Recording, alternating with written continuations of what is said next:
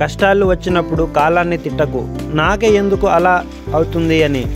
ఒక మాట గుర్తుంచుకో, కాలం మంచి ఆటగాడికే పోటీ ఇస్తుంది, కానీ చేతగాని చవటలకు కాదు. ఆడి చూడు, గెలుపు చాలా గొప్పగా ఉంటుంది. ఒకరి గురించి పూర్తిగా తెలిస్తేనే మాట్లాడాలి, లేదంటే తెలుసుకొని మాట్లాడాలి. అంతేగాని తెలియకుండా ఏది పడితే అది మాట్లాడకూడదు. సమయం, పరిస్థితులు ఎల్లప్పుడూ మారుతూనే ఉంటాయి. చక్కని బంధం, మంచి స్నేహం ఎప్పటికీ మారవు. నీ జీవితంలో ఏది ఎంతవరకు ఉండాలో అంతవరకే నీతో ఉంటుంది. నువ్వు కావాలనుకున్నా వద్దనుకున్నా సమయం వచ్చినప్పుడు వెళ్ళిపోతుంది.